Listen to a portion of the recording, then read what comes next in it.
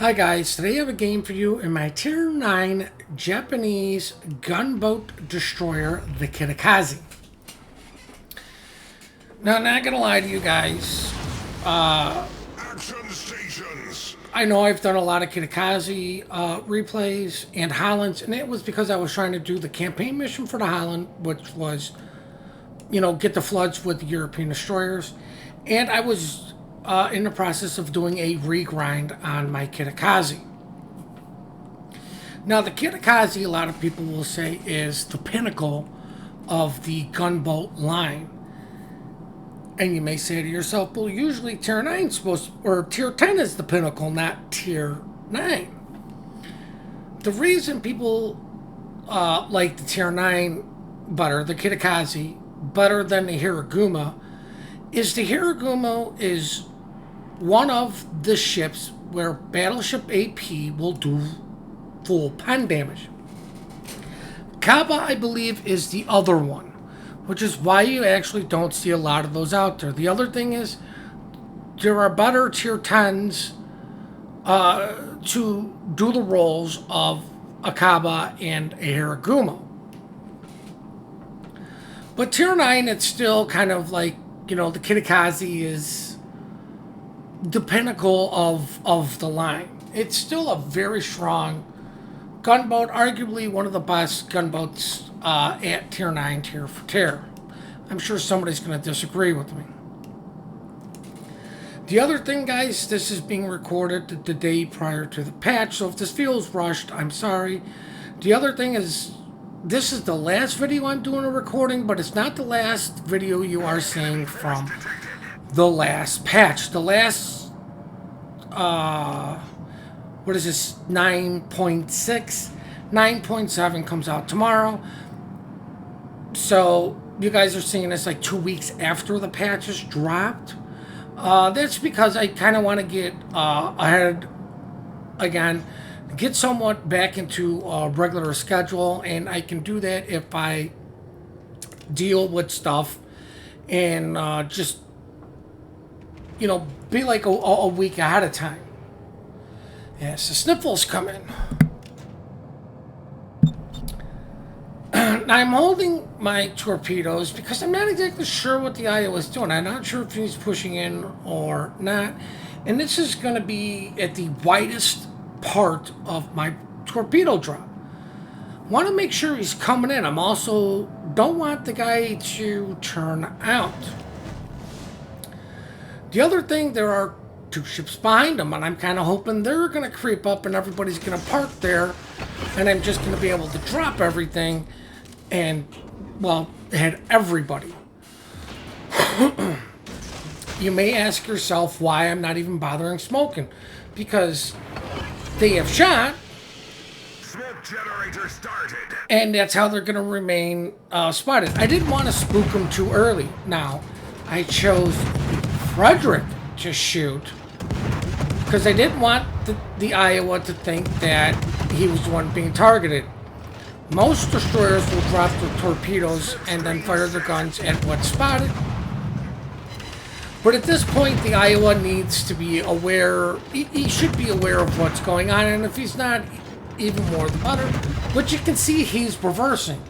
Now, luckily, the Frederick is pushing in. These torpedoes have been spotted for a couple seconds now. And you can see I'm going to get one hit on the Iowa. And because I did wait, I'm getting torp hits on, I believe, one other battleship, maybe two. But I mean,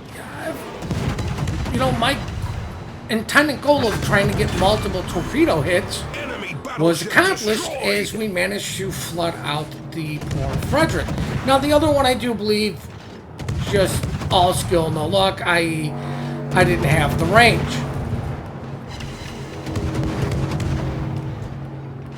Now, I'm focusing on the Iowa. I see the Frederick D. Grosser. God, I hope I said that right, because I always say my German battleships wrong. You know what? Because the guy's full health, broadside, might as well knock out some of those evil, nasty Nurembergs, i.e. his secondaries. The Iowa is also reversing and offing a smaller targets where the grosser was showing broadside a bigger target and easier target to hit. Easier per se. Now, I'm here supporting these two battleships. Well, all these battleships. I'm here supporting the guys that went to A. Right? We're already down to destroyer. Activated.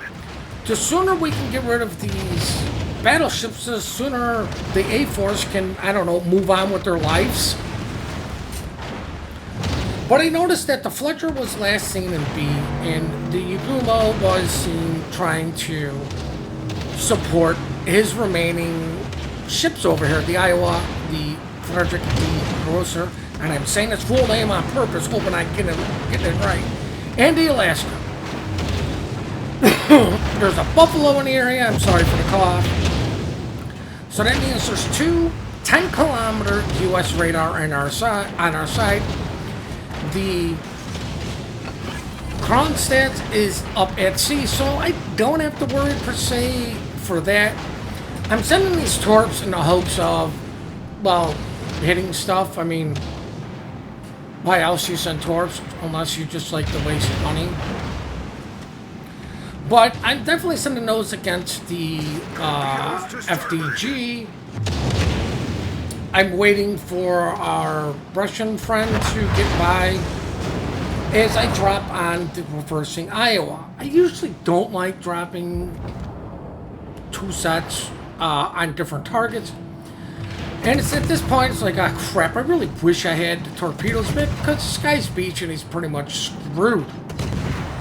Now, if this is a torp reload Yagumo, which I think it can have, I'm not 100% sure. Maybe it can't. But if this guy ain't got his smoke, he's beyond screwed because he's spotted and these guns reload fast.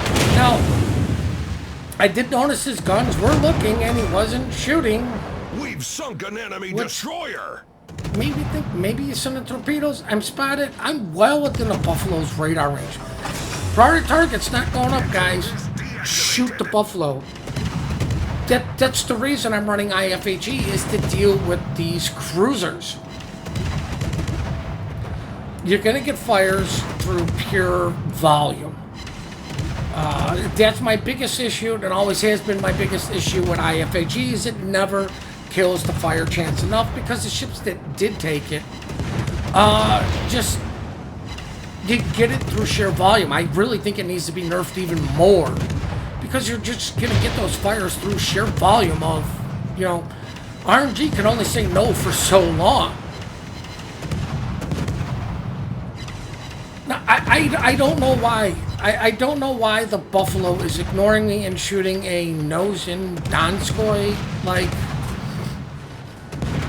I'm much better target for the guy, and the guy's not targeting me. There's no reason for me to stop shooting him. There's no reason not to shoot him. You know, luckily for the Iowa, he survives, and he's running GamesCon camo, and I'm just thinking to myself, definitely wanted to kill him to make sure he wasted a super rare camo.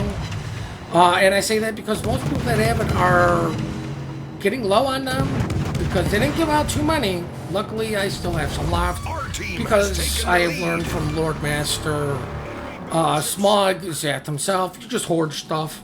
Don't use it, just hoard it. Now, I might as well take a few shots in on the Kronstadt. There's nothing he could do, but, you know, like, most people in his clan, they're not bad players. I'm not going to say they're super great players, but they're not, they're competent, semi-competent, competent, depending on how you look at skill level. Because, you know, like, Stinky looks at me as a complete and total shitter, as well beneath him. Now, the reason you haven't seen Sneaky around is because his computer died on him. And I told him that's what he gets for playing on the EU. Now, I wanted to take shots at the Georgia. Georgia's at the far end of my gun range to try to help out our Georgia. And I'm like, you know, what if they ram, whatever. It's a good trade.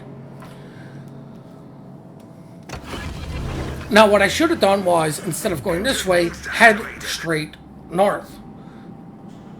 Because, you know, the Chronostat's turning around, the Alaska's going away. I should have done this a lot sooner than what I did do.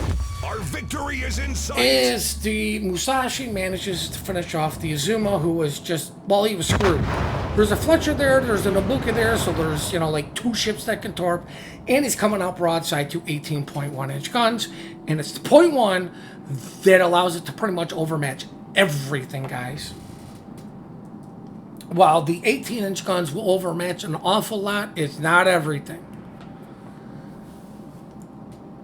But my concern is the Musashi could be stuck. That's my concern. He may have beached himself. He's in a very uncommon area for a battleship.